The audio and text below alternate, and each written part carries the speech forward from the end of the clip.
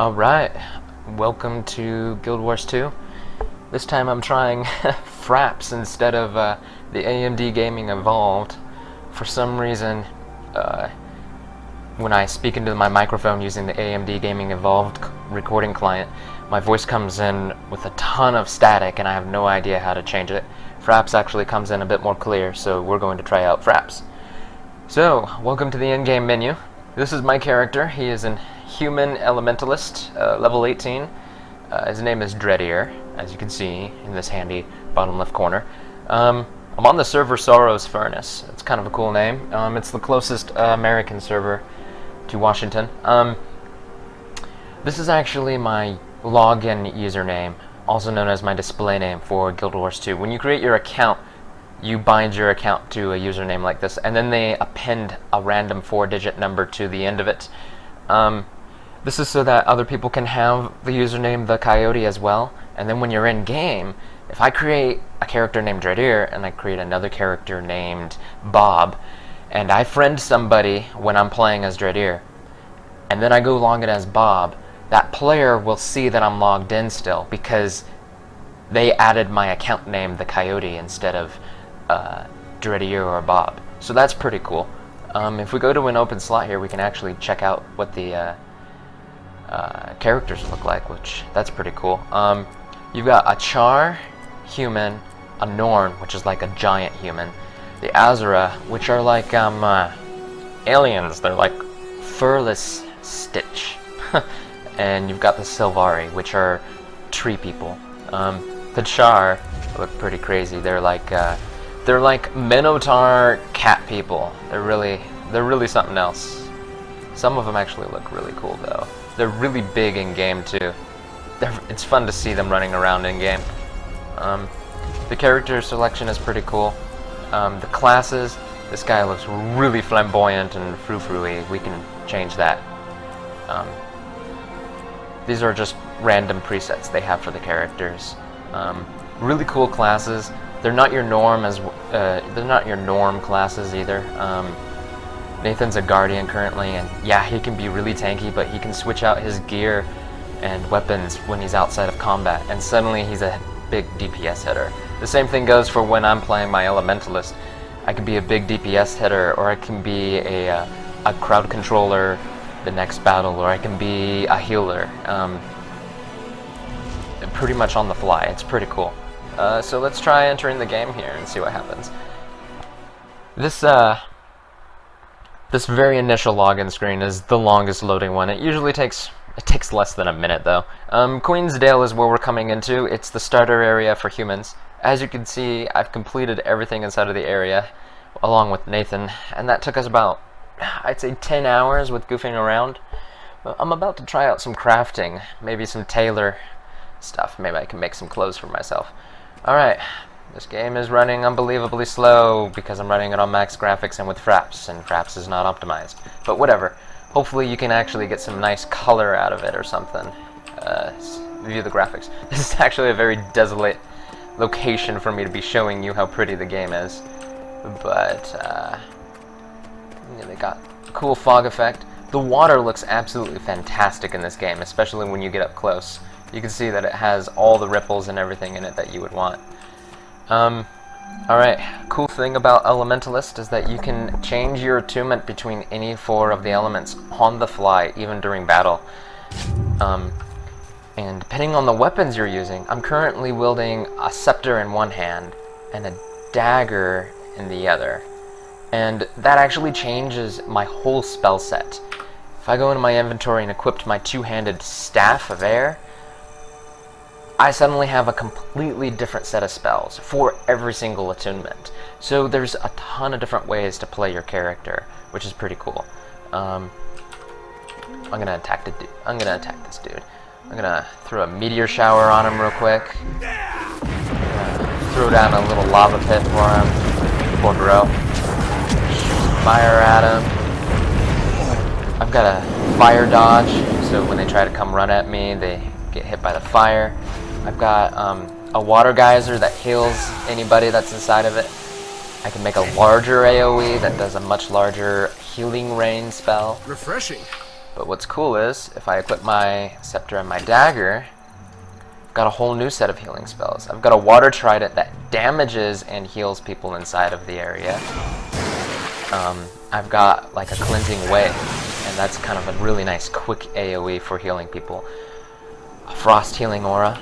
If I switch right over to my air attunement, it's like lightning and air, which is really cool. I've got this really cool spell called Ride the Lightning. Bam! And then I can just start zapping him. I can blind him. I've got an updraft that blasts him back and gets me out of the way. And then I can shoot arc currents at him, which are really fun. I can switch over to my Earth attunement. Earth is much more of a damage over time, like bleed effects, and crowd control, and defense. Like, I got this one spell right here called Rock Barrier, and it's really cool. It brings up these rocks, and it substantially increases my defense, which is really nice for a light armor user such as myself. And if I want to kill like this rabbit, I can actually press the Rock Barrier spell again, and I'll start shooting the rocks. Really fun. I've got this really cool Stone Shard attack. You're just like, you shoot little stone shards. I can make an earthquake. Churning Earth is really nice. It's a seismic wave that damages and causes everyone to bleed within the area. If I switch over to my fire spells, along with this, when I'm using the scepter and the dagger, I can create a ring of fire. Anything that passes within it gets damaged by fire. You can make a dragon tooth. You can hit like that. Do a fire burst attack. What's really cool is, if we look at the map is ginormous. This is just the starter area. This big square right here. And that's what took me 10.5 hours to get 100% completion on. The tasks are what their quests are called. So the filled in hearts, they'll be empty if you actually have to complete them, which is really nice. There's no quest log in the game. It's, you find a quest in the area and you've heard about it by hearsay, by talking to scouts in the area or different people and NPCs in the area. So it's much more like a realistic game. Like, I walk into the Shaymore Garrison. I talk to some random dude and he's like, oh hey, yeah, I know that there's a guy named Bob over here and he needs help at the lumber mill clearing out wolves or something like that.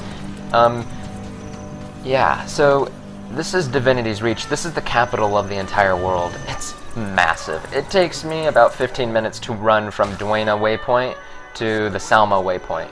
But what's really cool is if you discover these waypoints, it costs you a very minimal amount of money, 14 copper pieces, which is almost nothing, to teleport there. And then once you're inside of that specific location, you can teleport for free to any of the waypoints in the area. Really nice for getting around. You see, there's waypoints everywhere around here. What's really cool is this is a level 1 to 15 area. If you look at my level area down here, this is my level bar. I'm currently level 18. But I am downscaled to level 8, because that's the area that I'm in. Which means the enemies are still difficult for me to fight. In fact, when I was recording this earlier, I can pick up stuff. When I was recording this earlier, but I dumbly put it on low quality, I actually died fighting in my starter area. Like, a whole bunch of level 4 things killed me while I was fighting you, which is a really cool example of downscaling. So you can come back, you'll see level 80s running through this area and almost dying because they're trying to complete all the extra little tasks and stuff that they never collected when they came through the game for the first time. We can teleport somewhere else if we want to. Like, we can go over to the Shaymore Fields. I don't want to go there. We can go to the Creighton Freeholds. The teleporting is really nice. I can't tell if you can see my frame rate over here in the corner.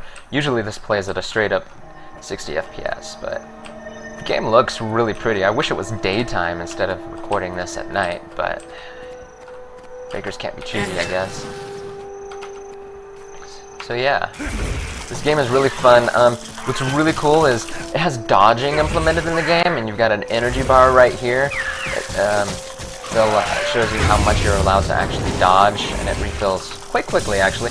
but dodging is really handy in the game for not getting hit, and it makes the game really fast-paced, which is really cool.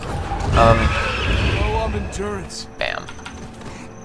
So yeah, now that I'm out of battle, I could go and re-equip my staff, and now I've got just a completely different skill set. I can unleash a big flame storm, switch over to my air tunic, make an static field that'll stun him, and just blast him with too much damage.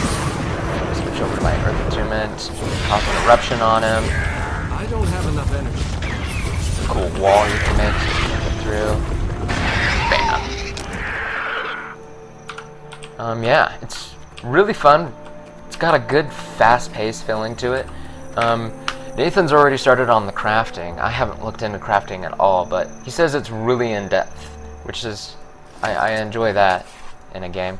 The mail system's really cool. If you go into context, you actually can see, yeah, the people that are online and stuff. This is your hero page. You can change your equipment, your outfits and stuff. It's pretty cool. Yeah, and what's really fun is you got a whole area. Each of these skill slots are different for which class you're playing. But in order to get the skills, you basically have to go to places that would teach you how to use the skills. For example, this blue arrow right here is where you would learn a skill. This blue arrow right here, you actually had to kill like some kind of rat character, and it was actually like a witch. And after you kill it, you read a scroll inside of his belongings, and it taught you a skill. And so then you can go into your skill slots here and then learn a skill. And I've got a whole bunch of healing spells that I can learn. This is a cool one called the Glyph of Storms. Depending on what element I'm currently attuned to, which I can change on the fly, is what spell it does, which is really cool. Here, Lightning Storm. Shaboosh. And then once it's recharged, if I switch over to fire, it would do a firestorm or a sandstorm or something. It's really cool, really fun. I'm really enjoying this. Usually I don't enjoy magic users, but this one gives you so much variety. It's really fun. I can be a healer when I want, I can be a crowd controller when I want, I can be a heavy fire damage dealer when I want, and I can be defensive, and it's fun, yeah. Each class is like this too. The thief doesn't always have to be the stealthy jack-of-all-trades guy. He apparently can be a very high-level DPS damage dealer. Yeah. So yeah, this is the game. Map is huge. I really want to check out this place, Lion's Arch. Haven't been there yet because I believe it's in the level 60 area, but I'll get there eventually, maybe. Alright, well, that's the game.